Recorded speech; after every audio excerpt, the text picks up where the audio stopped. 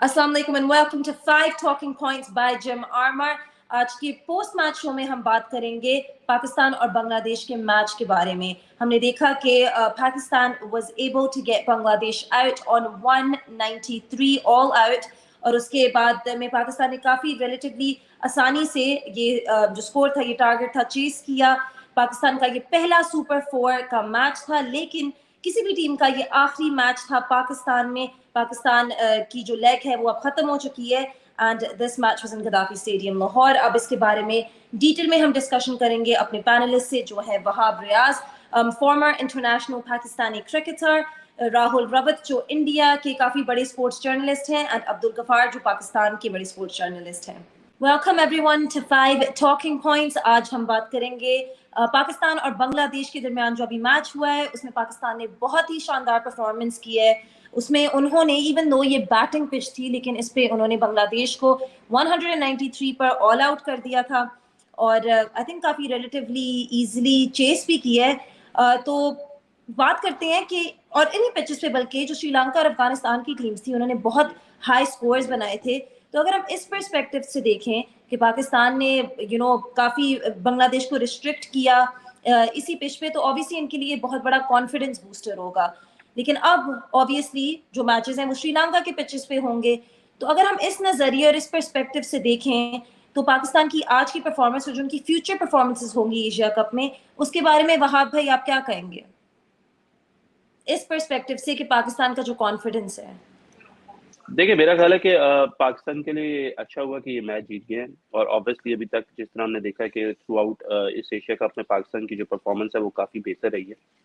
Even the match against India, उसमें उन्होंने बड़ा अच्छा परफॉर्म किया और एक दफ़ा फिर से जो हमारी स्ट्रेंथ है बॉलिंग, अगर हम उसकी बात करें तो आई थिंक उन्होंने अगेन इस दफ़ा फिर एक वाइटल रोल प्ले किया है।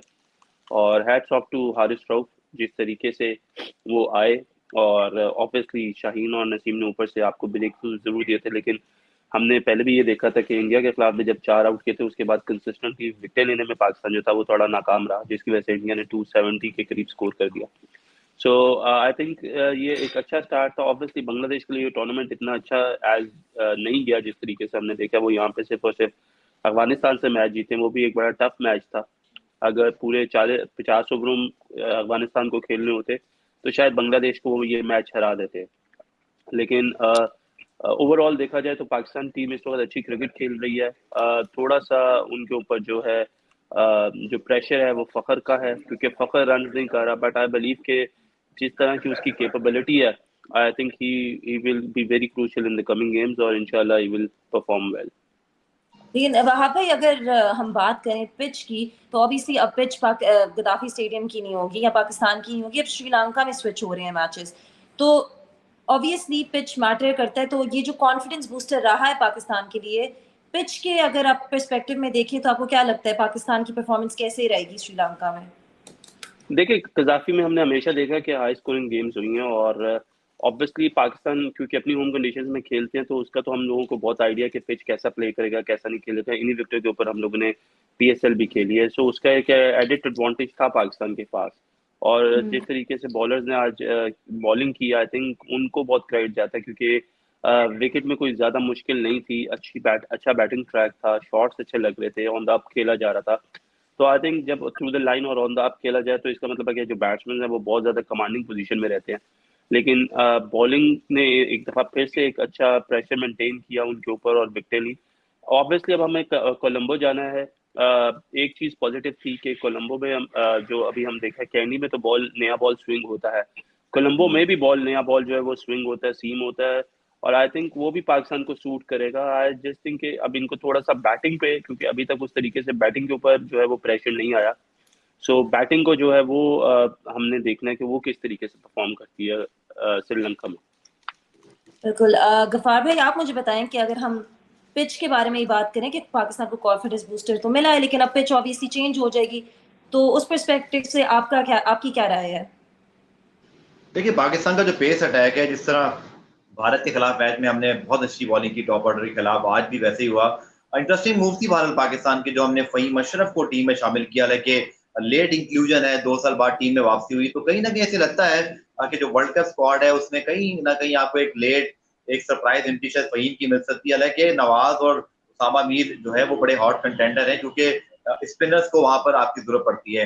लेकिन एक मरतबा फिर आउटस्टैंडिंग बॉलिंग परफॉर्मेंस है, बहुत अरसे बाद जो पाकिस्तान का ये एक कंप्लीट पेस अटैक जिस तरह से डोमिनेट कर रहा है, I think it's very pleasing और पूरी दुनिया इसकी बात कर रही है। मुझे लगता है कि वो जो आप बहुत अच्छा करते हो एज ए यूनिट, तो फिर आप एक रिस्पेक्ट अर्न करते हो, आप एक रेपुटेशन अर्न करते हो। I am feeling that with Pakistan pace attack right now, कि जब आप वर्ल्ड कप में जाओगे और अभी एशिया कप के बड़े मैचेस आने हैं, तो मुझे लगता है कि आपकी बॉलिंग ने एक रिस्पेक्ट अर्न की है। और अब मुझे लगता है अगर ये फिट रहे, मैं इसलिए बार बार ट्वीट भी कर रहा था कि आप माशाल्लाह बोल दीजिए, इसको इनको नजर ना लगे, अगर ये वर्ल्ड कप तक जाते हैं, ये एंड तक खेलते हैं, तो Pakistan definitely will be in the top 4। मुझे कोई हैरानगी नहीं होगी, क्योंकि इस तरह का पेस अटैक, इतनी consistent match winning wicket taking, फिर एक ऐसी विकेट जहां पे शायद बॉलर्स के लिए कुछ ना भी हो, वहां भी ये कुछ कर सकते हैं। तो आई थिंक किसी भी बैटिंग लाइन के लिए बहुत बड़ा चैलेंज साबित होंगे।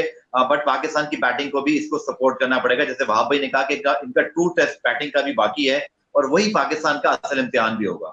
डेफिनेटली। राहुल, आप मुझे बताएं, हमने बात की पाकिस्तान की पेस अटैक की ऑब्वियसली, तो अब सारी टीम्स पर हमने इंडिया के खिलाफ भी देखा, वो इंडिया भी कैसे प्रेशर ले रहा था रिगार्डिंग पाकिस्तान पेस अटैक। तो अब ये जिस तरह कंसिस्टेंटली परफॉर्म कर रहे हैं, तो उसके बारे में आप क्या कहेंगे? और एक और चीज, जो फहीम अशरफ है, हमने उनकी बात भी की, आपको लगता है कि वो वर्ल्ड कप में अब उनकी इंक्लूजन होगी, और आपको क्या लगता है वो इतने इम्पैक्टफुल रहेंगे? महक, पहली बात आपने पाकिस्तानी पेसर्स की बात करी। आई थिंक ये बहुत ज्यादा डिबेटेबल या डिस्कशन वाला टॉपिक है नहीं कि वो क्या कर सकते हैं पाकिस्तानी फास्ट बॉलर्स। ये आज नहीं, उन्होंने पहले भी बताया है, फिर चाहे वो नसीम शाह हो, हारिस रऊफ हो, या फिर शाहीन शाह अफरीदी हो, तो उस तरफ से उन तीनों ने बता रखा है कि हम क्या कर सकते हैं। अब जैसे आपने पहले भी पूछा था कि आप लाहौर से आप जाएंगे कोलंबो। अच्छा, कोलंबो में मौसम हम सबको पता ही है कि बहुत ज्यादा वेट है, बारिश हो रही है। आज हालांकि पूरा दिन बारिश नहीं हुई थी, पूरा दिन बारिश नहीं हुई, बट शाम में बारिश हुई थी। बट वहां पे इतना बुरा हाल है बारिश से कि कल जो इंडियन टीम ने प्रैक्टिस करनी है कोलंबो में, क्योंकि इंडियन टीम कोलंबो में ही है, तो वो इंडोर प्रैक्टिस कर रही है, वो मैदान पे नहीं कर पाएगी प्रैक्टिस। तो आप ये भी देख सकते हैं कि तो प्रैक्टिस के लिहाज से भी थोड़ी बहुत वहां पे दिक्कतें हैं, और वो ऑप्शनल प्रैक्टिस है। क्यों? क्योंकि सोचा होगा कि यार आउटडोर प्रैक्टिस हो नहीं रही है, तो चलो जिसको जरूरत है वो इंडोर प्रैक्टिस ही कर ले। पाकिस्तान के लिए ये अच्छी बात है। जीत तो खैर बहुत अच्छी बात होती है कि यार अगर आप मैचेस जीत रहे हो। पाकिस्तान के लिए अच्छी बात ये है कि वो मैचेस खेल रहे हैं। उन्होंने पिछले 1.5-2 महीने में इतने मैचेस खेले हैं कि उनकी जो वो मशीन है ना, वो अब दौड़ रही है। वो जो इंजन है वो गर्म भी हो रहा है, और वो अब फुल पेस पे दौड़ भी रहा है। But travelling, I just hope कि आप पाकिस्तान के लिए ये जो ट्रैवलिंग है ये फटीग फैक्टर ना हो। बट ये जो जीत होती है ना, जीत जो है वो ऐसी दवाई होती है, वो ऐसा इंजेक्शन होता है, उसमें कोई थकान नहीं लगती है। क्यों वहाब भाई? बिल्कुल। वहाब भाई, आप बताएं, आपको क्या लगता है? नहीं, मेरा ख्याल है कि मैं अगर राहुल की बात से थोड़ा सा मैं इत्तेफाक करता हूँ, कुछ थोड़ा सा मेरा पॉइंट ऑफ व्यू डिफरेंट भी है। ऑब्वियसली जब बारिश इतनी ज्यादा हो रही होती है तो वो मोमेंटम नहीं बनता टीम का किसी का भी कि वो जाके प्रैक्टिस करे, या किसी का दिल नहीं करता, क्योंकि ऑब्वियसली इंडोर बैट्समैनों को तो बेहतर प्रैक्टिस मिल सकती है, लेकिन बॉलर्स जो है वो ज्यादा यूज टू नहीं होते, क्योंकि एक तो आपको ऑस्ट्रोटर्फ के ऊपर भागना पड़ता है, तो that can also create an injury. तो उसमें सिर्फ आप आके नॉर्मली जो है वो बॉल से फेंक सकते हैं, उस पर कोई जोर नहीं लगा सकते, फुल स्ट्रेंथ से बॉलिंग नहीं कर सकते। बैट्समैन को ये एडवांटेज होता है कि वो आते हैं और वो आके जो है वो प्रैक्टिस करते हैं, क्योंकि आजकल हमने देखा है कि साइड आर्म जो वो स्टिक्स हैं उनसे भी प्रैक्टिस हो रही है, थ्रो डाउन्स भी होती है, तो मशीन्स भी अवेलेबल होती है, तो उनके लिए ये थोड़ा सा बेनिफिशियल होता है। इस वजह से आई थिंक कि कम्प्लीटली कि अगर ये ऑप्शनल भी है तो इसमें कोई बहुत बड़ी बात नहीं होगी कि ऑप्शनल ट्रेनिंग बिल्कुल वो लोग। लेकिन वहाब भाई, मैं भी जी सॉरी जी मैं करेंगे एक्चुअली राहुल। मैं भी वहाब भाई यही बात बोल रहा था कि हार जीत तो अलग है पाकिस्तान के लिए। पाकिस्तान के लिए सबसे अच्छी बात है कि वो एज अ यूनिट पिछले काफी वक्त से एक साथ खेल रहे हैं, उसके बाद वो जीत भी रहे हैं। अच्छा, हम बात ही कर रहे हैं पाकिस्तान की, और उन्होंने कौन सी टीम्स के खिलाफ खेला है। अभी तक, जैसे हमने पहले भी मेंशन किया, कि अभी तक पाकिस्तान ने एक top of the line team के अगेंस्ट नहीं खेला। तो उनकी जो बैटिंग है, अब इंडिया का मैच भी देख लें तो पाकिस्तान ने उसमें बैटिंग नहीं की। हमें पता है कि पाकिस्तान की जो बैटिंग है रिलेटिवली उनकी बॉलिंग साइड से इट्स द वीकर साइड। तो गफार, आप मुझे बताएं कि पाकिस्तान की अभी तक बैटिंग टॉप टीम के अगेंस्ट टेस्ट नहीं है। इससे पहले भी उन्होंने अफगानिस्तान के अगेंस्ट खेला था और अभी भी नेपाल और बांग्लादेश के अगेंस्ट खेला है। तो आपको क्या लगता है कि श्रीलंकन पिचेस पे उनकी बैटिंग, आप उनकी बैटिंग को कैसे एनालाइज करेंगे, या आपकी क्या प्रेडिक्शन है कि वो कैसे जाएगी? जी बिल्कुल, जैसे आपने कहा कि जो रियल टेस्ट है पाकिस्तान का बैटिंग का, वो बाकी है। और थोड़ा सा प्रॉब्लम ये आ रहा है कि जो फखर जमान जो हमारे एक इम्पैक्ट प्लेयर हैं जिनकी परफॉर्मेंसेज हैं, वो इतना अच्छी फॉर्म में भी नहीं है। और आज भी डिसअपॉइंटमेंट यही रही कि आज भी वो सिर्फ 20 रन बांग्लादेश के खिलाफ बना सके। बट एक चीज पाकिस्तान की जरूर है कि जब आप बैलेंस बहुत अच्छा है पाकिस्तान टीम का, अगर आप ओवरऑल देखें, आई थिंक हम बात कर रहे थे जब न्यूजीलैंड सीरीज पाकिस्तान में हो रही थी कि हमें शायद मिडल ऑर्डर में प्रॉब्लम है, तो वो इफ्तिखार ने सॉर्टेड आउट किया। हमें लग रहा था कि हमारे पास जो पेस बैटरी है वो फिट रहे, वो भी हो गया। अब आपके पास ऑप्शंस हैं। अब मुझे ऐसे लगता है जो पाकिस्तान ने 5 सितंबर को जो तमाम आईसीसी के जो मतलब जो प्रोटोकॉल्स के तहत आपको जो स्क्वाड भेजने थे, पाकिस्तान ने अनाउंस नहीं किया। मुझे लगता है कहीं ना कहीं कोई एक का स्पॉट पर अभी ना कंफ्यूजन कह लें या एक्सपेरिमेंट कह लें कि वो हम करना चाहते हैं। और मुझे उसमें डेफिनेटली सेकंड ऑलराउंडर या जो आपके 5वां बॉलर है, मुझे उसी पे दिखाई दे रहा है कि नवाज, उसामा मीर या जो आपके इसी तरह फहीम अशरफ है। बैटिंग में आई थिंक आपके पास सऊद शकील और जो आपके सलमान अली आ गए, ये एक स्पॉट है जिसको मैं देखना चाहूंगा, वह है कि वहां पर आपके पास जब प्रेशर आता है तो ये कैसा परफॉर्म करते हैं। क्योंकि टॉप 3 तो हम जानते हैं कि Pakistan one of the best, top 3 54 plus average. हालांकि अगर नहीं भी फॉर्म में है, बट हमें पता होता है कि इमाम रन कर दें, कि आज भी ऐसे ही किया। बाबर जितने उनके बारे में से कुछ बोलने की जरूरत नहीं है, रिजवान भी अच्छा, लेकिन वो तो प्रेशर मैच है। आई थिंक जब हम रन चेस की बात करेंगे, जब आप शायद 290 280 रन चेस कर रहे हो, may be against Sri Lanka, may be against India, जो आपके कमिंग मैचेस हैं, that will be the true test. और ये अच्छा है कि आपको मिल जाए। हम सब भी यही एक्सपेक्ट कर रहे हैं कि बारिश के इम्कानात के बावजूद क्रिकेट हो जाए, क्योंकि एशिया कप में ये मजा नहीं आएगा जो हम फील कर रहे हैं कि शायद कोई जीते हारे। बार टीमें बार चाहती हैं हो जाए और आप वर्ल्ड कप से पहले अपने तमाम जो सवालात हैं उनके जवाब ढूंढ लें।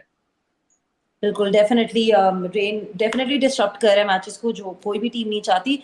वहाँ भाई फ़खर ज़मान की अगर बात करें तो उन्होंने काफ़ी अरसे से उस तरह परफॉर्म करके हमें नहीं दिखाया। आज भी जिस तरह गफ़ार भाई ने बोला, वो 20 पर आउट हो गए और उनकी परफॉर्मेंस काफ़ी इनकंसिस्टेंट रह चुकी है। तो आपको क्या लगता है कि अब उन्हें मूविंग फॉरवर्ड आगे वाले मैचेस में क्या करना चाहिए कि वो अब थोड़ा रिदम में आए और परफॉर्म कर सके पाकिस्तान के लिए?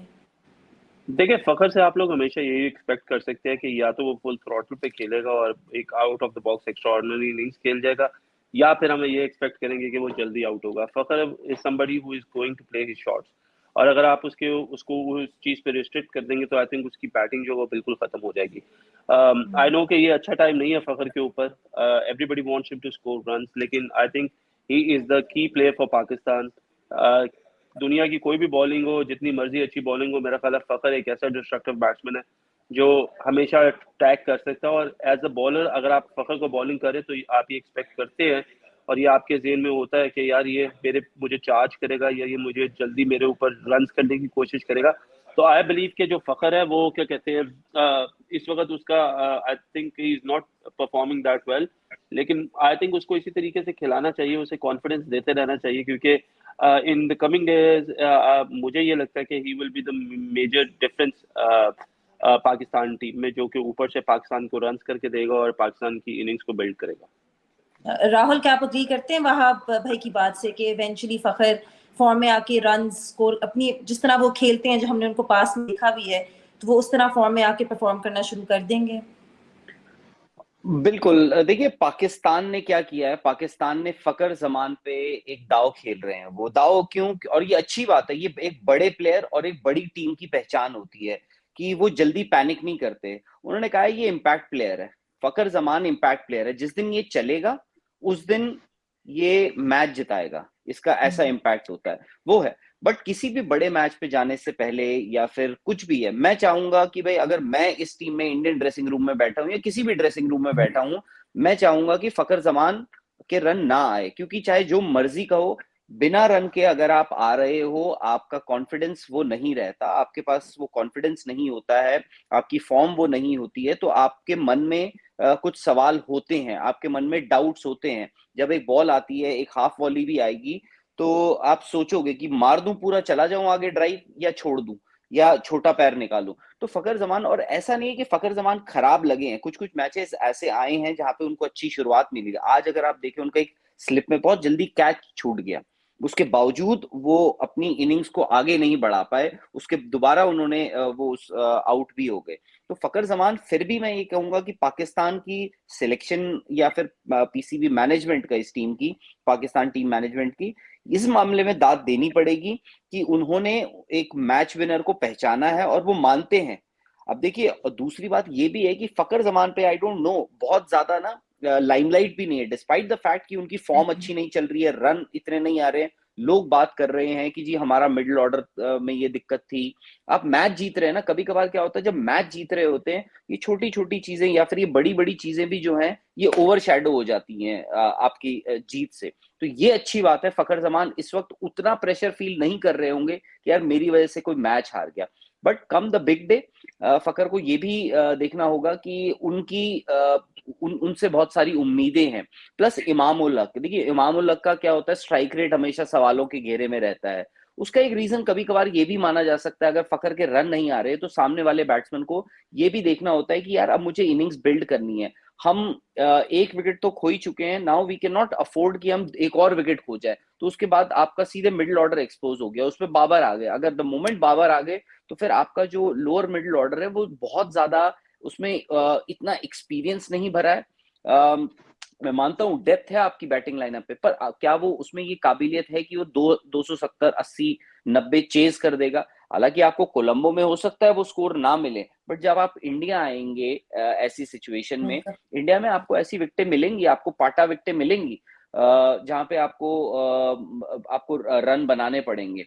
तो ऊपर से आपको रन चाहिए होंगे, पावर प्ले का आपको इस्तेमाल करना पड़ेगा। तो फकर जमान, और शायद से इसी वजह से देखिए सूर्य कुमार यादव इंडियन टीम में, क्योंकि उनके बहुत सारे ओडीआई में उन्होंने बहुत रन नहीं बनाए हैं, इनफैक्ट कुछ भी रन नहीं बनाए, उसके बावजूद वो इस 15 मेंबर स्क्वाड का हिस्सा है सूर्य कुमार यादव। क्यों? क्योंकि आपको पता है, आपको ना कभी कभार ये मैवरिक प्लेयर्स चाहिए होते हैं अपनी टीम में, जो मैच अपने बलबूते पे पलट दें। तो ये सिचुएशन पाकिस्तान भी फेस कर रहा है कि भाई ये फहीम जो आज मैच खेले, आपके ख्याल में क्या इंडिकेट करता है? हमने वर्ल्ड कप स्क्वाड बाकी टीमों की तरह भी वहां पर अनाउंस नहीं किया, तो कहीं ना कहीं क्या कुछ हम चेक करना चाह रहे हैं? मतलब नवाज भी थे, उसामा मीर भी थे, बट वहां पे फहीम का खेलना आपके ख्याल में टीम मैनेजमेंट की क्या सोच इसकी रिफ्लेक्शन है? देखिए मेरा ख्याल है कि फहीम का खेलना अच्छा है। देखिए Faheem is a complete all rounder, a bowler who bowls 10 overs plus who can bat in the end और बड़े शॉट्स खेल सकता है। सो आई बिलीव कि फहीम को ऑलवेज बीइंग अ पार्ट, कि फहीम को वर्ल्ड कप स्क्वाड का पार्ट भी होना चाहिए। उसकी खास वजह यह है कि कोलंबो में जिस तरह मैंने कहा, और हमने लास्ट मैच में भी देखा इंडिया के अगेंस्ट के बीच में, जब मिडिल ऑर्डर में जब बेसिकली स्पिन बॉलिंग करी थी, तो इंडिया का जो रन स्कोरिंग जो उनका रेट था वो बहुत अच्छा था। प्लस क्योंकि बॉल्स वहां पे सीम होता है, स्विंग होता है, तो Faheem is somebody who bowls within his liner length, और क्योंकि उनका बॉल अंदर ज्यादा आता है राइट हैंडर्स को, तो हमने देखा कि दुनिया में जितने भी प्लेयर्स हैं, अगर बॉल अंदर आ रहा हो, स्पेसिफिकली सीम होके आ रहा हो, तो वो जरा मुश्किल हो जाता है। स्विंग आपको थोड़ा दूर से नजर आ जाता है, इन द एयर नजर आ जाता है, तो वो आप आराम से टैकल कर सकते हैं। लेकिन जब सीम होता है बॉल, वो किसी भी बैट्समैन के लिए मुश्किल होता है। सो आई बिलीव कि फहीम का मैच खेलना अच्छा है, और मुझे लगता है कि उसामा मीर, और जब शादाब टीम में है तो उसामा मीर को एज ए सेकंड स्पिनर नहीं खेलना चाहिए, क्योंकि आपके पास ऑलरेडी आगा सलमान और इफ्तिखार की सूरत में आपके पास स्पिन ऑप्शंस हैं। नवाज अनफॉर्चुनेटली हमने देखा कि बॉलर अच्छा है, बैट्समैन भी अच्छा, लेकिन he hasn't been for me, जिस तरीके से उसे परफॉर्म करना चाहिए था या जिस कैपेसिटी में उसे परफॉर्म करना चाहिए था, वो उसने भी उस तरीके से नहीं किया। आई होप कि वो करे, because I think he is the most talented player. लेकिन when it comes to India, तो specifically you need 4 pace bowlers, जैसा मर्जी विकेट हो, क्योंकि आपकी बॉलिंग इतनी अच्छी है कि आप जो है किसी भी विकेट पे बॉलिंग कर सकते हैं। सो आई बिलीव के फहीम को एज अ फोर्थ बॉलर, और उसमें आपके बैटिंग में स्पेसिफिकली आपके पास 7वें 8वें नंबर पे एक ऐसा प्रॉपर बैट्समैन भी आ जाता है जिसके ऊपर आप डिपेंड कर सकते हैं। और ऑब्वियसली वनडे में आपको बैटिंग लाइन भी लंबी चाहिए, बॉलिंग भी आपको कम से कम 5-6 ऑप्शन चाहिए, जो पाकिस्तान के पास ऑलरेडी है। अच्छा राहुल भाई, एक सवाल मेरा आपसे है कि ऑब्वियसली अभी तो हम एशिया कप की बात कर रहे हैं, बट वर्ल्ड कप इससे जुड़ा हुआ है।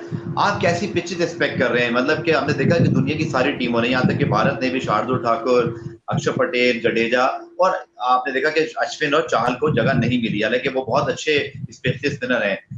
हम क्या एक्सपेक्ट करें जब पाकिस्तान खेल रहा होगा हैदराबाद में या अहमदाबाद में? ओवरऑल पिचेस क्या ये ऐसी पिचेस होंगी जहां अगर आप 3 फास्ट बॉलर के साथ फहीम या किसी एक पेसर ऑलराउंडर के साथ जाओ, या आप चाहोगे नहीं मैं जरा स्पिन को थोड़ा सा इंडिया भी क्या सोच रहा होगा, मतलब आपके ख्याल में हम क्या एक्सपेक्ट करें? जो पिचेस हैं और टीमों की ऑलमोस्ट स्ट्रेंथ सेम ही है इस मामले पे, ज्यादातर लोग ऑलराउंडर्स पे ही जाना चाहते हैं।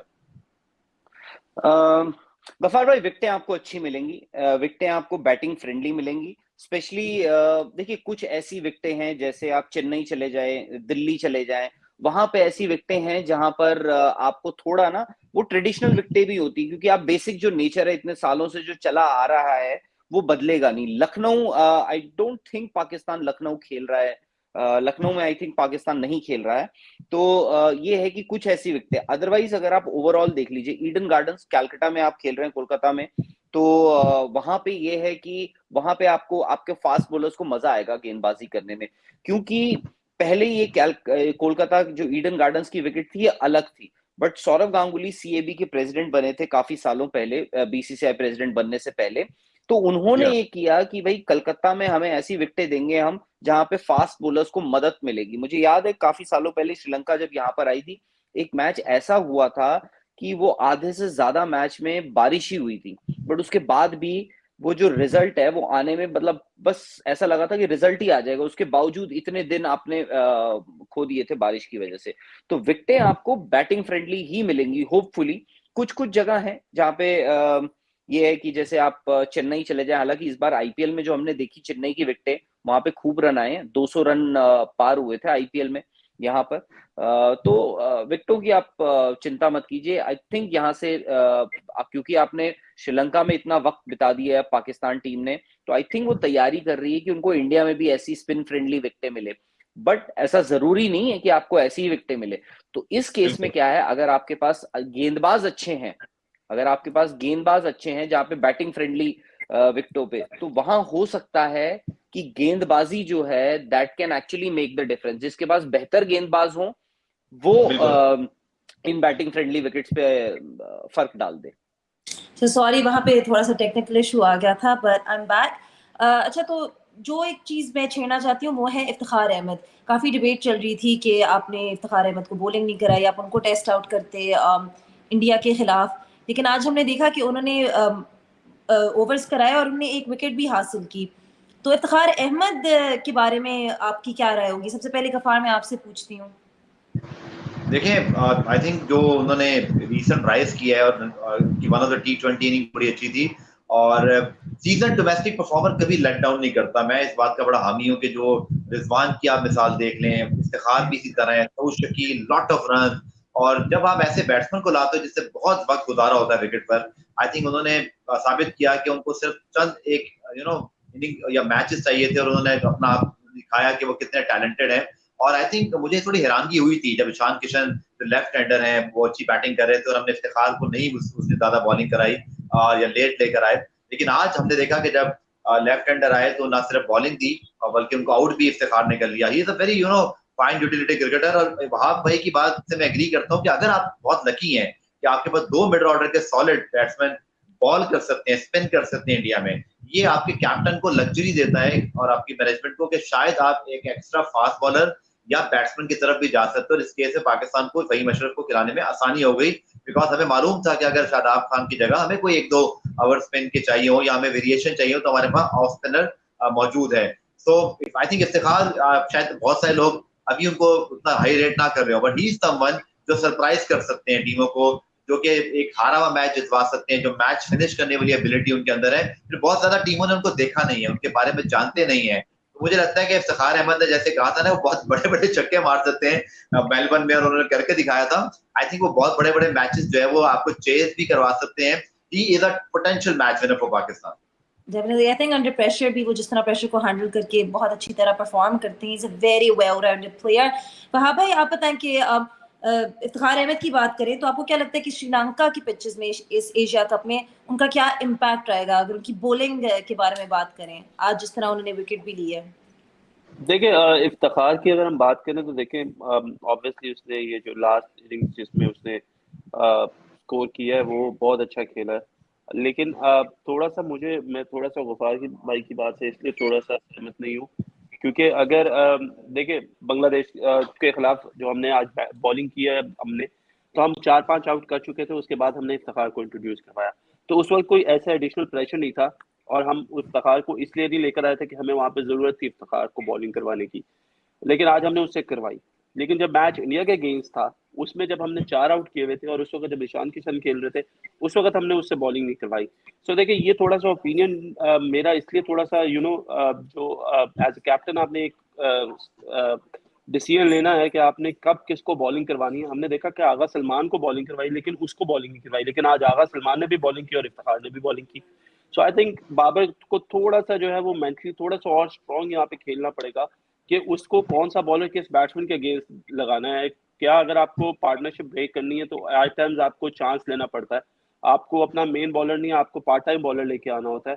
और उसमें हो सकता था कि हमने इंडिया के खिलाफ अगर हम इफ्तिखार को करवाते, क्योंकि इफ्तिखार का बॉल थोड़ा सा लो ट्रेजेक्ट्री में थोड़ा सा नीचे भी रहता है, तो शायद वो थोड़ा सा और ज्यादा अच्छे तरीके से बॉलिंग कर सकते थे इंडिया के अगेंस्ट। लेकिन एनीवेज जो आज के मैच में उन्होंने किया वो भी अच्छा था, वो इफ्तिखार के लिए भी अच्छा था, टीम के लिए भी अच्छा था। लेकिन एग्जैक्टली तब पता चलेगा जब प्रेशर बहुत ज्यादा क्रिएट हुआ होगा, और तब हमें बॉलर अपना जो है वो 6वां बॉलर लेके आना पड़ेगा। तो तब ये देखेंगे कि इफ्तिखार कैसी बॉलिंग कर पाएंगे, कैसी बॉलिंग नहीं कर पाएंगे। बैटिंग के लिहाज से अनडाउटेडली इफ्तिखार जो है उसमें कैपेबिलिटी है। आई think he is one of the best hitters in Pakistan right now. जिस तरीके से उसने पिछले 6 महीने में इम्प्रूव किया अपनी गेम को और स्कोर कर रहा है, रन स्कोर कर रहा है, किसी भी बैटिंग बॉलिंग लाइनअप के against he is taking his chances and he is proving कि उसमें वो कैपेबिलिटी है जो पाकिस्तान को एक ऐसा प्लेयर चाहिए। क्योंकि प्रॉबली आखिरी 10 ओवरों में you need big hits one-days में गेम चेंज करने के लिए। तो आई थिंक सीजन कैंपेनर भी है, अच्छी परफॉर्मेंसेज भी दी हुई है उसने, डोमेस्टिक में भी इंटरनेशनल में भी। सो इसमें अनडाउटेडली इफ्तिखार इज समबडी जो कि पाकिस्तान को इस वक्त हम कह सकते हैं कि मिडिल ऑर्डर में अगर हम किसी की बात करें कि हम किसी पर डिपेंड कर सकते हैं तो वो इफ्तिखार है। राहुल, आप मुझे बताएं कि ऑब्वियसली जैसे सबने बोला कि इफ्तिखार अहमद बहुत दिलेरी से बैटिंग करते हैं, स्पेशली अंडर प्रेशर, लेकिन बॉलिंग के एस्पेक्ट्स उन्हें देखा जाए तो आपको लगता है कि उन्हें इंडिया के खिलाफ भी चांस देना चाहिए बॉलिंग में? देखिए, जो वहाब भाई ने बोला ना, मैं उसको थोड़ा सा और आगे ले जाता हूँ। जैसे उन्होंने याद दिलाया कि सलमान से आपने बॉल डलवाया था जब आप इंडिया के साथ खेल रहे थे, आज आप बांग्लादेश के खिलाफ खेल रहे थे जब पाकिस्तान पूरा बांग्लादेश के ऊपर चढ़ा हुआ था, तब आपने इफ्तिकार को इंट्रोड्यूस किया।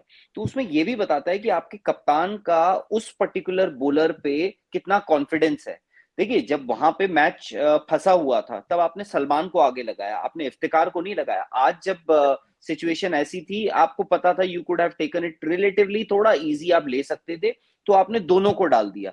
तो उसमें ये भी है कि बाबर की सोच क्या है। बाबर को ज्यादा कॉन्फिडेंस सलमान देते हैं या फिर आप बाबर को ज्यादा कॉन्फिडेंस इफ्तिकार देते हैं, तो उससे बहुत फर्क पड़ता है। और ये आई थिंक कभी कभार क्या होता है, इंडिविजुअली भी हम देखते हैं, ठीक है, सामने लेफ्ट हैंडर होगा या कोई भी होगा, क्योंकि देखिए, दादा ने खैर कभी ये बात बोली नहीं, मैंने अक्सर सौरव गांगुली ने, मैंने अक्सर कुछ लोगों से पूछने की कोशिश की है कि दादा को ना कभी भी होता था कि उनकी टीम में मुरली कार्तिक भी होते थे और हरभजन सिंह भी होते थे। ठीक है, हरभजन सिंह की जो पेडिग्री है, जिस हिसाब से उन्होंने खेली है क्रिकेट, बहुत अच्छी खेली है, बट ऐसा अक्सर हुआ था कि मुरली कार्तिक कोई खराब स्पिनर नहीं थे, बट दादा क्या करते थे, हमेशा हरभजन सिंह को ही खिलाते थे। तो मैं ये सोचने की कोशिश करता था कि क्यों, why Harbhajan Singh was preferred over Murali Kartik. उसका जो लोगों से पूछ पाछ के, जो उनके वक्त के क्रिकेटर्स थे, सबसे पूछ पाछ के ये पता लगाया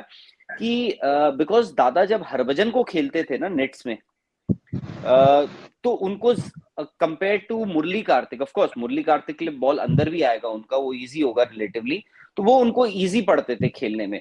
वही मुरली कार्तिक हो सकता है किसी और लेफ्ट हैंडर के लिए डिफिकल्ट होते, तो हो सकता है बाबर आजम जब खेलते हो इफ्तिकार को, उनको लगता हो कि ये थोड़े से मुझे इजी लग रहे हैं कंपेयर टू सलमान, क्योंकि किसी का थोड़ा सा एंगल का भी फर्क पड़ता है, कोई ऊपर से डाल रहा है, किसी का साइड आर्म है, थोड़ा सा भी एंगल, तो उन सब चीजों से भी फर्क पड़ सकता है। तो वो है बाबर का किस पे कितना कॉन्फिडेंस, आई थिंक वो डिपेंड करेगा कि इफ्तिकार को देते हैं या सलमान को देते हैं इंडिया के अगेंस्ट। डेफिनेटली, तो बात वापस आ जाएगी कैप्टनसी पे।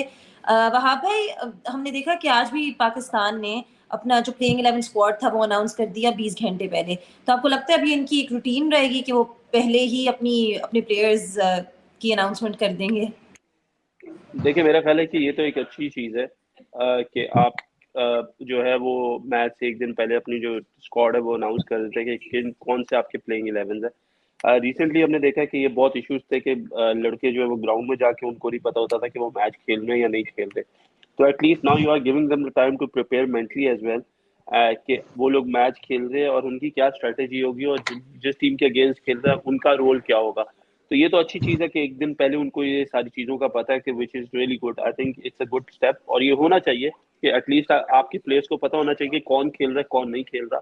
सो उस एक दिन पहले से ही आपकी तैयारी जो है वो होना शुरू हो जाती है। जब आप नेट्स में जाते हैं तब भी आपको पता होता है, ले, फिर आप अपने आप को प्रिपेयर उस तरीके से करते हैं। बट सेकेंडली एक वहां पर और चीज़, पब्लिकली लेकिन बताने की क्या वहां जरूरत पर है? अगर आप अनाउंस पहले कर दें तो यानी कि आप सबको बता दें कि आपके कौन प्लेइंग 11 होंगे, तो उसमें से जो दूसरी टीम है, आपकी अपोनेंट टीम है, वो भी तो अपने प्लेयर्स फिर उसके मुताबिक चेंज कर और स्ट्रैटेजी भी पहले वो बना सकती है, उन्हें पता है कि आपके कौन से प्लेयर्स खेल रहे हैं, तो ये एक डिसएडवांटेज नहीं हो सकता?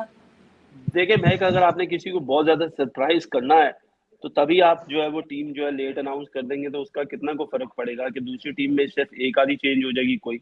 बेसिकली जितनी भी टीम है वो अपनी स्ट्रेंथ के मुताबिक खेलती है कि उनकी स्ट्रेंथ क्या है, उन्होंने उस स्ट्रेंथ पे खेलना है, ना कि ये देखना है कि उनको क्या स्क्वाड होना चाहिए क्या नहीं होना चाहिए। अगर आज हम ये देखते हैं कि ऑस्ट्रेलिया और इंग्लैंड जो है वो अपने टेस्ट मैचेस के लिए अपने एक दिन पहले स्क्वाड अनाउंस कर देती है, तो जरूरी तो नहीं है कि अगर वो ये देखते हैं कि अगर इन्होंने 4 बैट्समैन खिलाए हैं तो 5 अगर इनके लेफ्ट हैंडर है तो हमारे पास एक ऑफ स्पिनर है तो हम 2 ऑफ स्पिनर डाल लें। ऐसा तो नहीं होता। होता तो ये है कि और इंग्लैंड अपनी स्ट्रेंथ को अनाउंस करती है, ऑस्ट्रेलिया अपनी को करती है, इसी तरीके से पाकिस्तान अपनी स्ट्रेंथ को अनाउंस करती है। ये तो बहुत पढ़ी लिखी बात है कि पाकिस्तान टीम में जो भी अनाउंसमेंट होगी वो यही स्क्वाड होगा या ना लड़कों का।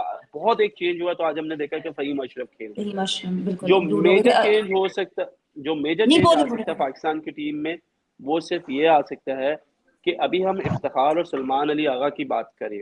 जब हम बात करते हैं कि हमें फहीम को कहाँ पे प्लेस करना है और उसके बाद हमारे पास साउथ शकील भी जब आपके पास बैटिंग लाइनअप में मौजूद होते हैं तो फिर आपको ये डिसाइड करना है क्या आप आगा और क्या आप सलमान अली आगा और इफ्तिखार को इकट्ठे भी मैच खिलाएंगे, क्योंकि दोनों ऑफ स्पिन करते हैं, दोनों मिडल ऑर्डर बैट्समैन है, दोनों 5वें 6वें नंबर पे बाहर आके बारी करते हैं। लेकिन क्या फहीम के आने से आपको एक एक्स्ट्रा बॉलर, एक एक्स्ट्रा बैट्समैन जो 7-8 नंबर पे आपको मिलेगा, प्लस अगर आपको एक बैट्समैन खिलाना पड़ जाता है बाय चांस किसी की फॉर्म अच्छी नहीं है और आपको उसको रिप्लेस करना साउथ शकील से, तो तब भी तो आपके पास ये अपॉर्चुनिटी होगी कि 2 ऐसे ऑलराउंडर जो दोनों ऑफ स्पिनर है, तो आपने उसमें से किसी राहुल, आप कुछ कह रहे थे, सॉरी। नहीं, मेरे एक्चुअली वाह भाई से बहुत सारे सवाल थे, क्योंकि देखिए पाकिस्तान को हमने देखा कि नसीम शाह ने भी जैसे पिछले एशिया कप में भी कुछ क्लोज मैचेस जिताए थे, इनफैक्ट स्पेशली अफगानिस्तान के साथ। इस यहाँ पर भी हमने देखा जो अफगानिस्तान की सीरीज थी वहां पे भी नसीम शाह ने। वाह भाई, आपने खैर आपने तो मैं कहूँ कि ये दौर भी देखा है क्रिकेट का और थोड़ा सा इससे पिछले वाला दौर भी देखा है क्रिकेट का। ये आप लोग क्या बैटिंग की प्रैक्टिस करते थे गेंदबाज, और करते थे तो कितनी करते थे? कि भाई आपसे कोई ये नहीं एक्सपेक्ट कर रहा कि आप 50 बना दो या 100 बना दो, आप लोग नेट्स में कितनी प्रैक्टिस करते थे? क्योंकि देखिए मैं हमारे जो तेज गेंदबाज हैं, हमारे जो बॉलिंग अटैक है, ऐसा नहीं हो किसी से कम है गेंदबाजी में, बट बैटिंग में क्या होता है, क्योंकि हमें ना कॉम्प्रोमाइज करना पड़ जाता है। जैसे शमी, बुमराह और सिराज, आप तीनों को एक साथ नहीं खिला सकते। क्यों? क्योंकि आपको वहां पे एक शार्दुल ठाकुर या फिर एक अक्षर पटेल फिट करना पड़ेगा, क्योंकि तीनों की फिर आपको बल्लेबाजी पे भरोसा नहीं है। ऐसा नहीं है कि नसीम शाह 50 बना देंगे या शाहीन शाह अफरीदी 70 बना देंगे या कुछ होगा। आप उनसे एक्सपेक्ट कितने कर रहे हैं? 22, 25, 30 रन ज्यादा से ज्यादा, अगर ऐसी सिचुएशन आ गई तो। आप लोग प्रैक्टिस करते थे, कितनी करते थे? कोचेस आपको कुछ इनपुट देते थे कि आप जाइए बैटिंग कीजिए? और अगर आप नेट्स में बैटिंग भी कर रहे हैं तो आप क्या जो सामने गेंदबाज है, क्या रेगुलर गेंदबाज होते थे जो आप ही में से होते थे, आपकी टीम के ही? तो कितना आप डालते थे? हम लोगों को इतना शौक है बैटिंग का कि मैंने नेट में हारिस रऊफ और नसीम शाह और ये जितने भी हमारे मेन फास्ट बॉलर्स हैं उनको भी हम लोगों ने अप फ्रंट खेला हुआ और नए बॉल से खेला हुआ है। मतलब हमने वहां पे भी प्रैक्टिस की हुई है, तो नया बॉल उनके हाथ में और हम लोग बैटिंग कर रहे हैं और हम लोग एक दूसरे के साथ मुकाबला डाला हुआ है हमने। तो देखिए हम लोग सबको बैटिंग और का वो बहुत फुल ज्यादा थ्रोटल शौक है डाल रहे हैं? और वो फुल थ्रॉटल डाल और वो रहे हैं। वो हाँ, हसनैन है, दानी है, ये सारे जितने भी हमारे बॉलर्स थे ये हम सारे एक दूसरे को नेट्स में खेलते हैं और फिर खेल के हम लोग पूरा मुकाबला डालते हैं उनके साथ कि अच्छा आप बॉलिंग कर रहे हो तो आ जाओ, देखो मैं अभी तुम्हें इस बॉल पे छक्का मारता हूँ, ये चौका मारता हूँ। हालांकि हम वो आउट भी जाते थे, मारते भी थे, लेकिन आई थिंक जो बैटिंग है ना वो शौक की बात है कि आपको शौक कितना है, आपको इंटरेस्ट कितना है। एक होता है कि कोचेज आपके ऊपर कितनी मेहनत कर रहे हैं, एक है कि आप कितनी मेहनत करना चाह रहे हैं, आप कितना चाहते हैं कि आप अपनी बैटिंग को इम्प्रूव करें। आपको कितना टाइम चाहिए कि नेट्स में आप खेलें, और अगर आपको नेट में बारी नहीं मिलती तो क्या आप ऑन द साइड अलग से उसकी प्रैक्टिस करते हैं किसी को साथ लेके जाके या नहीं। ये जो आजकल ये थ्रो डाउन्स का फैशन चल गया है, ये कितना इफेक्टिव है? इससे फर्क क्या, मतलब क्योंकि मैं देखता हूँ, मैं जहाँ पे रहता हूँ यहाँ पे बहुत सारी एकेडमीज है, मतलब करीब आजकल छोटे छोटे बच्चे भी है ना। मतलब मैं टॉप क्लास टीम्स की, इंटरनेशनल टीम्स की तो खैर क्या बोलूं, जैसे इंडियन टीम है, इंडियन टीम के साथ 3 थ्रो डाउन स्पेशलिस्ट चलते हैं, ठीक है। आप इसलिए आपके तेज गेंदबाज जो हैं वो उतना नेट्स में बॉल डाल नहीं रहे हैं, ए। दूसरा ये है कि आपके जो, क्योंकि थ्रो डाउन स्पेशलिस्ट हो गए हैं, तो इसलिए आपके जो बल्लेबाज हैं वो भी गेंदबाजी नहीं कर रहे हैं। तो एक थ्रो डाउन से, क्योंकि कभी कभार किसी से बात होती है जो पुराने प्लेयर्स हैं, वो बोल रहे हैं यार इससे थोड़ी ना होता है, इससे क्या होगा, इससे बस पेस ही तो मैनेज हो रही है, बॉल हिल नहीं रहा है, इधर नहीं हो रहा है, उधर नहीं है। जब तक आप हाथ से नहीं देखोगे बॉल, फर्क नहीं पड़ता कि आप थ्रो डाउन ले रहे हो या ये नहीं ले रहे हो, ये तो बस 2-4 नॉक्स के लिए हो। ये थ्रो डाउन्स का आपने देखा होगा, अब तो आप भी इतनी सारी टीमों के साथ जुड़े हुए हैं, पीछे आपने देखा होगा थ्रो डाउन स्पेशलिस्ट जो हो गए हैं, ये क्या बैटिंग थोड़ा आपको लगता है डिटीरियरेट कर रहे हैं, इसकी वजह से हो रही है आपकी बैटिंग? मेरा नहीं ख्याल कि इसकी वजह से डिटोरिएट हो रही है बैटिंग, मेरा ख्याल है कि बल्कि ज्यादा फायदा हो रहा है बैट्समैन को। उसकी वजह यह है कि आप देखें कि ओवरऑल पूरी दुनिया में अब हमारा जो फास्ट बॉलिंग है वो सारे 140 प्लस के हैं सारे। और क्योंकि वो सारे 140 प्लस के बॉलर्स हैं तो बैट्समैनों को बड़ा मुश्किल होता है रेगुलरली नेट पे 140 प्लस बॉलर्स खेलने हो रेगुलरली। सो अब जो ये स्टिक है उससे आई थिंक जो फायदा ये होता है, एक तो ये होता है कि जो बैटिंग पोजीशन है, स्टांस है, वो बहुत ज्यादा स्टिल हो गया है। सेकेंडली जब आप थ्रो डाउन्स करते हैं तो बॉल एक्स्ट्रा पेस के साथ आपके पास आता है एज कम्पेयर के अगर आप लोगों ने जो है वो नेट बॉलर्स खेल रहे हैं। So I think it is always a good preparation. मैंने देखा कि पाकिस्तानी प्लेयर्स बहुत ज्यादा थ्रो डाउन्स खेलते हैं, हमारे पास खुद 3-4 लोग हैं जो थ्रो डाउन्स करते हैं कैंप के अंदर। और प्लेयर्स जो उनके साथ आधा आधा घंटा बैटिंग करते हैं इसलिए क्योंकि जो ball of the wicket skid होना होता है या जो पेस है उसको मेंटेन करने के लिए they come and they practice so much कि अब उनके शॉट्स जो हैं वो बड़े अच्छे एक्यूरेट लगना शुरू हो गए हैं। अगर आप रिसेंटली देखें जितने क्विक फास्ट बॉलर्स है, तेज फास्ट बॉलर्स है, अगर वो थोड़े से भी ऑफलाइन होते हैं तो वो ज्यादा रन के लिए वही बॉलर्स जा रहे होते हैं। क्यों? क्योंकि आजकल बैट्समैनों को जो वो महारत है या दे जो उनकी जो एक वो उसके ऊपर गिरफ्त है अपनी, वो बहुत अच्छी है। So I think it is good thing for batting as a batting perspective के बैट्समैनों को इससे बहुत ज्यादा फायदा हो रहा है। जहां तक है कि बॉलर्स की बात, तो देखिए बॉलर्स दिन रात बॉलिंग नेट्स में हम लोग करते हैं, हम लोग इतना ज्यादा यूज टू होते हैं नेट में बॉलिंग करने के कि we are not finding out anything new. हम लोग यही कोशिश करते हैं कि जब नेट्स में आए तो बॉल लाइन एंड लेंथ के साथ करें। अगर हम डेप्थ ओवर्स की प्रैक्टिस करें तो हम अपने यॉर्कर स्लोअर वंस जो है वो बेहतर करें। सो एज अ बॉलर आपको नेट में ज्यादा बॉलिंग करने की जरूरत नहीं है क्योंकि 50 ओवरों का मैच है। ये ऐसा तो नहीं हो सकता कि आपने 6-7 ओवरों का स्पेल नेट में करना और फिर अगले दिन मैच खेलना है या 2 दिन बाद मैच खेलना है, क्योंकि आपको 50 ओवरों की फटीग है वो लेके चलनी है। सो आई थिंक बॉलर्स को अपना देखना पड़ेगा क्योंकि वो day in day out bowling कर रहे हैं, मैचेस खेल रहे हैं, कॉम्पिटिशन खेल रहे हैं, लीग्स खेल रहे हैं, तो उनको इतनी ज्यादा जरूरत नहीं है। लेकिन एज अ बैटिंग बैट्समैन तो देखा नेट में जितनी भी उनको प्रैक्टिस मिल जाए वो कम होती है। पता लग जाता है कि बैट्समैन क्या सोच रहा है, डरा हुआ है मुझसे, थोड़ा टेंटेटिव है। जब आप बॉल डालने आ रहे हो, बैट्समैन की साइकी थोड़ा वाइब्स आती होंगी, पता लग जाता है कि बैट्समैन क्या सोच रहा है, थोड़ा डरा हुआ है मुझसे। मुझे तो लगता मैं खुद बैट्समैनों से डरा होता था कि ये क्या करेंगे। नहीं, लेकिन देखिए नहीं होता नहीं, ये है कि आप एज अ बॉलर आपको पता होता है कि जिस दिन आप बॉलिंग कर रहे होते हैं आपको पता चल जाता है कि आपका दिन कैसा गुजरेगा। उसकी वजह यह है कि जब आप बॉलिंग शुरू करते हैं तो कितने एक्यूरेट होते हैं आप, आपका कितना स्विंग हो रहा बॉल, विकेट आपको कितनी हेल्प कर रही है, बैट्समैन किस की स्ट्रेंथ क्या है, वीकनेस क्या है। तो जिस दिन आप बेहतर कर रहे होते हैं तो यू हैव एन आइडिया कि आपको किधर बॉलिंग करनी है। जिस तरह मेरा बड़ा एक बेसिक प्लान होता था क्योंकि मैं चेंज पे आके बॉलिंग करता था, तो मेरा आज दिन तक यही होता कि मैं आऊं और मैं कोशिश करूं कि बैट्समैनों को रिस्ट्रिक्ट करूं, उनको सिंगल्स ना दूं, मैं with in the stance bowling करूं, गुड लेंथ पे आके बॉल हिट करता रहूं। अगर उनको कोई गलती करनी है, उनको कोई चांस देना मेरी पेस के अगेंस्ट तो बोले, अदरवाइज उसमें बीच में उनको डिस्गाइज करने के लिए एक आधा बाउंसर जरूर कर देता था। लेकिन एट टाइम्स आपको ये आइडिया हो जाता है कि बैट्समैन की नेचर क्या, मेंटेलिटी क्या है, वो किधर ज्यादा कंफर्टेबल है, क्या वो आपके ऊपर अटैक करने जा रहा है, क्या वो आपको रोक के खेल रहा है, क्या वो आपको सी ऑफ कर रहा है, या वो आपके पहले 2-3 ओवर्स जो है वो थोड़ा सा देख के खेल रहा है, उसके बाद वो आपके ऊपर अटैक करेगा। तो एज अ बॉलर आपको बिल्कुल आइडिया हो जाता है बैट्समैन को बॉलिंग करते हुए कि वो क्या करना चाह रहा है। Interesting. Good analysis right there. लेकिन राहुल मैं आपसे एक आखिरी सवाल पूछना चाहती हूँ कि पाकिस्तान की आज की परफॉर्मेंस और जो उनकी बाकी ओवरऑल एशिया कप में परफॉर्मेंसेस रह चुकी हैं, आपको लगता है कि पाकिस्तान का चांस है कि वो ये पूरा एशिया कप जीतें? और बांग्लादेश की भी बात करें तो आज वो काफी पाकिस्तान ने उनको काफी डैमेज कर दिया था, लेकिन आपको क्या लगता है कि बांग्लादेश भी फाइनल में पहुंच सकेगी कि नहीं? मुझे एक्चुअली लगा कि बांग्लादेश पाकिस्तान को बहुत अच्छी फाइट देगा, बट ऐसा हुआ नहीं। एक तो आप लाहौर में भी खेल रहे थे, गद्दाफी स्टेडियम में, बैटिंग फ्रेंडली कंडीशंस हैं। मुझे लगा कि उनके पास ना स्पिनर्स अच्छे हैं, तो वो कंडीशंस को बेहतर एक्सप्लॉइट कर पाएंगे बांग्लादेश, बट वो हुआ नहीं। आई थिंक वो पाकिस्तान की ये जो एबिलिटी है ना कि ऊपर से ही विकेट निकाल दो, थोड़ा सा अगर वो बीच में बेहतर करे ना, तो ये जो हम देख रहे हैं कि 200 तक आज बांग्लादेश, डिस्पाइट द फैक्ट कि वो 4 विकेट उनके जल्दी गिर गए थे, उसके बावजूद वो 200 तक पहुंच गए। तो आई थिंक बाबर को थोड़ा सा प्रोएक्टिव होना पड़ेगा। He doesn't have to wait for things to happen, जैसे मैंने पहले भी कहा था, he has to make things happen, especially वहां पे गो फॉर द किल। आपको अपने जो बॉलर्स हैं, गेंदबाज हैं, जो स्ट्राइक बॉलर्स हैं, जो विकेट टेकिंग बॉलर्स हैं, उनको आप लगा दो। अगर आप देखो कि शादाब क्योंकि वो मेन स्पिनर के तौर पे खेल रहे हैं और वो स्पिनर भी है, लास्ट मैच में भी ये हुआ कि वो विकेट नहीं ले सके। आज भी 7 ओवर में शुरू में मुझे याद है 35 रन थे।